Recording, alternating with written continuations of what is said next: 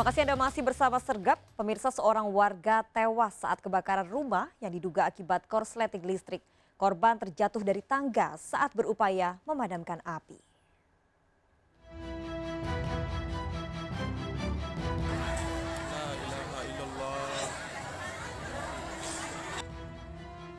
Sejumlah rumah di Bontosung Utama Late Ajene Ponto, Sulawesi Selatan ludes terbakar.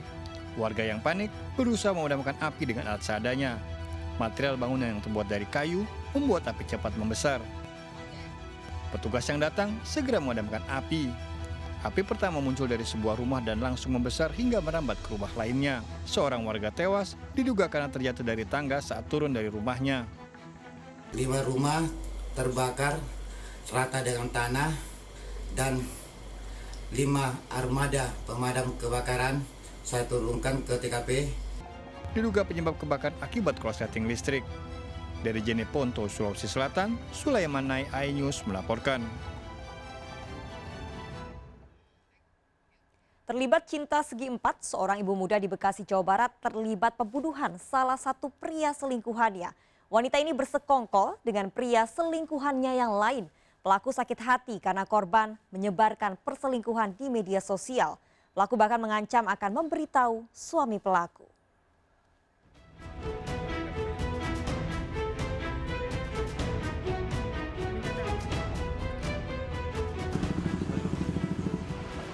Dariah, tersangka pembunuhan pria selingkuhannya ini memulai adegan rekonstruksi dari lokasi penganiayaan di Cikarang, Jawa Barat.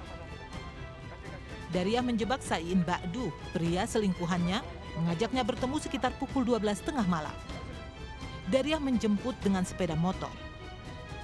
Namun ternyata di Jalan Raya Serang, Desa Sukasejati, Cikarang, Bekasi, Natim Suhendar, selingkuhan Dariah yang lain, telah menunggu bersama 2 temannya, Dedi dan Endang. Natim dan Endang kemudian menganiaya Saiin hingga tak sadarkan diri. Para pelaku lalu membawa korban ke klinik namun ditinggalkan. Jatuh doang, cuma jatuh doang itu mah. Terus bilangnya dibegal gitu? Nah bilangnya dibegal, habis itu dia minta tolong sama saya, tolong pak, katanya dibegal katanya.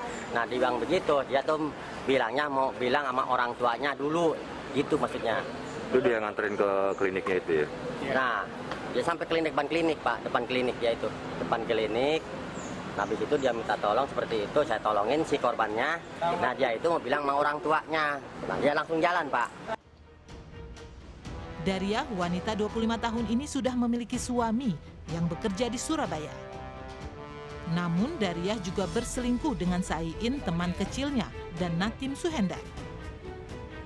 Dariah mengaku tidak tahu jika pria selingkuhannya akan dibunuh. Dariah hanya merencanakan menjemput korban untuk diajak kencan di hotel. Bukan saya yang ngebunuh, saya nggak tahu menau. Saya cuma disuruh jemput si korban. Saya mau pergi keluar. Saya nggak tahu kalau mau sampai mau dihabisin sama si Natim. Dalam rekonstruksi terungkap dalang pembunuhan adalah Natim yang melibatkan Dedi dan Endang. Sementara Dariah hanya mengetahui rencana pertemuan. Sebelum melakukan pembunuhan, Natim mengajak bertemu Dedi dan Endang di kawasan Grand Wisata Bekasi. Ketiganya merencanakan pembunuhan di mana Endang seolah tidak terlibat.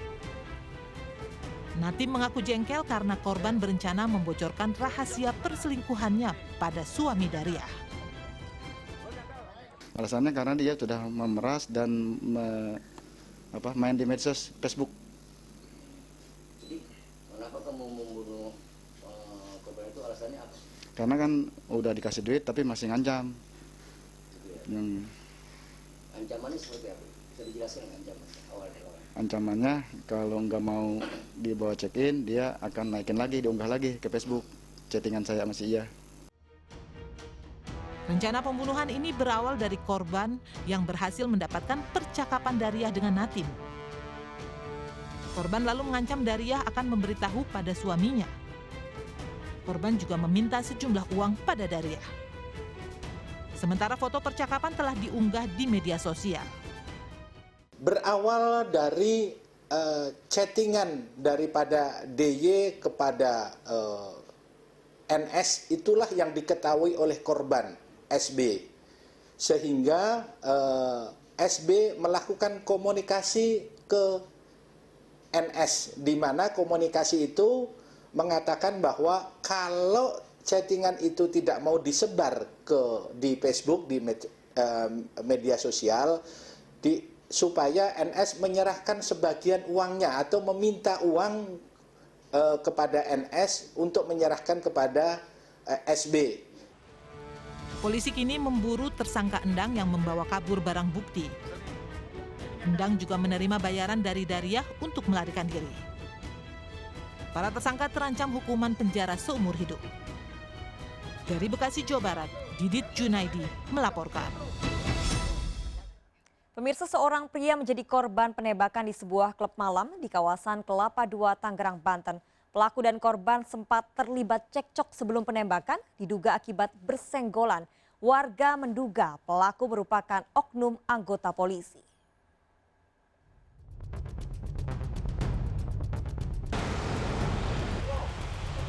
Alfredo terbaring lemah tak berdaya setelah menjadi korban penembakan pada sebuah klub malam di kawasan Kelapa II, Tangerang, Banten. Korban mengalami luka tembak pada bagian tubuhnya. Sebelum penembakan terjadi, korban dan pelaku yang juga pengunjung sebuah klub terlibat cekcok. Diduga pelaku tak terima bersenggolan dengan pelaku yang dalam kondisi mabuk. Warga resah dan sempat menduga pelaku adalah anggota polisi karena leluasa membawa senjata api. Korban 1 orang. Terus sekarang dibawa ke rumah sakit ya Bang, dengar-dengar? Iya. Itu yang Abang tahu, dengar-dengar kejadiannya berawal dari apa Bang?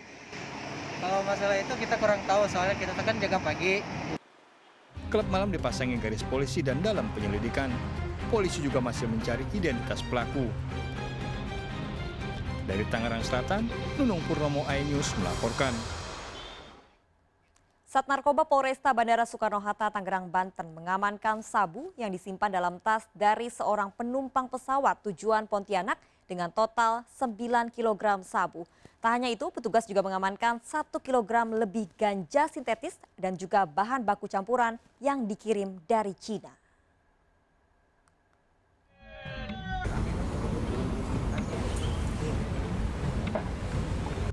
Petugas menemukan barang bukti paket sabu di dalam kamar hotel dekat Bandara Soekarno-Hatta, Tangerang, Banten.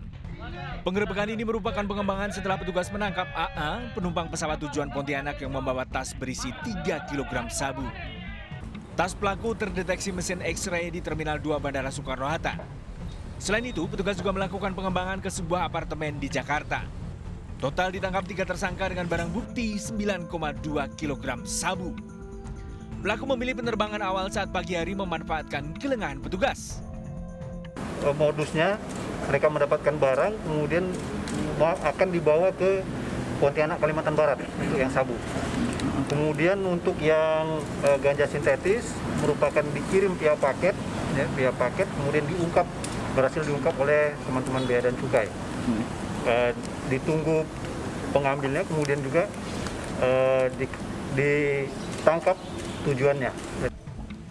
Pelaku mengaku mendapatkan 20 juta rupiah untuk membawa 3 kg sabu ke Pontianak. 20 juta ya? Per paket. Per kilogram. Satu orang bawa berapa paket Bang? Kemarin kau bawa berapa ya? 1 tas kau tuh?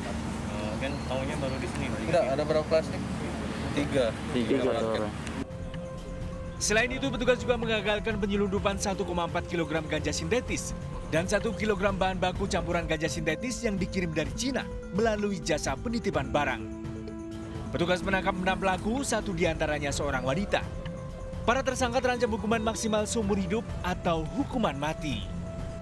Dari Tangerang, Banten, Hasnugara melaporkan. Seorang pria mencuri ikan lohan di toko ikan hias dan dimasukkan dalam kantong celananya. Modus pelaku berpura-pura akan membeli ikan. Aksi pelaku terekam CCTV dan viral di media sosial.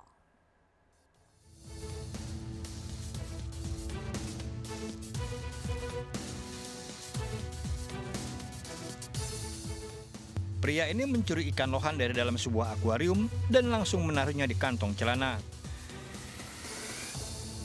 Pencurian ikan lohan di toko ikan hias di Depok, Jawa Barat ini terekam CCTV dan viral di media sosial. Pelaku datang seorang diri ke toko menggunakan sepeda motor dan berpura-pura akan membeli ikan. Namun usai menyelesaikan transaksi, pelaku masuk kembali ke dalam toko dan menjalankan aksinya. Pura-pura beli ikan mas kan, dia yang layanin. Keadaan kosong nih, dia mau bayar, sekarang pergi ke bagian kasir. Dia kesini lagi, langsung beli ikan mas, kantongin sama dia, sama ikan lohan. Kasus pencurian ikan hias ini telah dilaporkan ke polisi beserta bukti rekaman CCTV untuk menangkap pelaku. Dari Depok, Jawa Barat, Iyung Rizky, iNews melaporkan. Ya pemirsa, jagalah kerahasiaan PIN kartu ATM Anda, gunakan angka yang tidak mudah ditebak.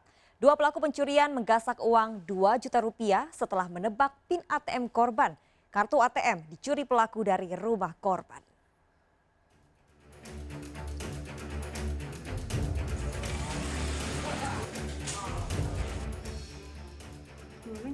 Dua pria ini berupaya menjebol PIN kartu ATM yang dicurinya dari seorang mahasiswa di Kota Medan, Sumatera Utara. Pelaku menebak-nebak PIN ATM dari identitas tanggal ulang tahun korban. Beberapa kali mencoba, pelaku akhirnya menemukan kombinasi angka PIN ATM dan menggasak uang 2 juta rupiah. Kartu ATM dan handphone sebelumnya dicuri pelaku dari rumah korban. Berbekal rekaman CCTV, polisi menangkap 1 pelaku yang juga residivis kasus pencurian. Pelaku ini karena mengambil dompet, di dalam dompet itu ada KTP dari korban. Dicoba-cobalah KTP itu untuk memasukkan nomor PIN ATM berdasarkan tanggal lahir dari korban. Sehingga dapat ditarik dari CCTV dari ATM tersebut. 1 rekan pelaku lainnya masih diburu polisi. Pelaku terancam hukuman di atas 5 tahun penjara. Dari Medan, Sumatera Utara, Adi Palapa Harahap melaporkan. Seorang anggota geng motor menangis saat terjaring razia geng motor di Kota Medan, Sumatera Utara. Tangis anggota geng motor ini semakin menjadi saat akan dibawa ke kantor polisi.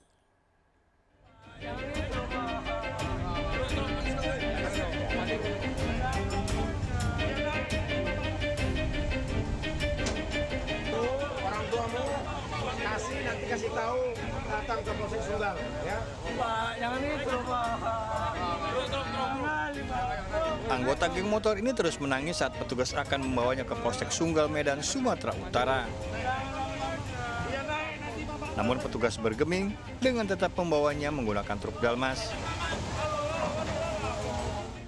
Pelaku ditangkap bersama motornya saat tim gabungan merazia beberapa tempat yang dianggap rawan kejahatan. Saat razia, 2 kelompok pemuda diduga geng motor ditangkap. Razia ini rutin dilakukan agar situasi aman. Geng motor kemungkinan bisa ada, cuman sebelum bentrok kita amankan kedua kelompok pemuda tersebut. Razia terus dilakukan karena aksi geng motor kerap meresahkan warga. Dari Medan, Sumatera Utara, Saddam Hussein, iNews melaporkan. Sepasang pria dan wanita nekat berbuat mesum di tempat umum di Taman Kota Ponorogo, Jawa Timur. Mesum dilakukan siang hari, pelaku tak memperdulikan pengunjung taman yang lain. Aksi mesum terekam kamera warga hingga viral di media sosial.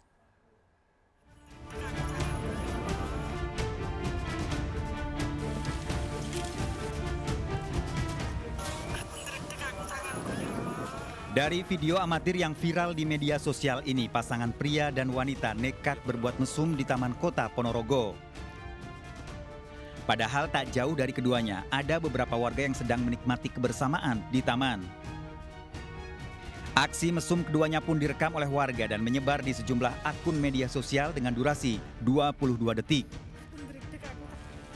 Polisi telah melakukan penyelidikan untuk memastikan lokasi mesum dan memburu pelakunya.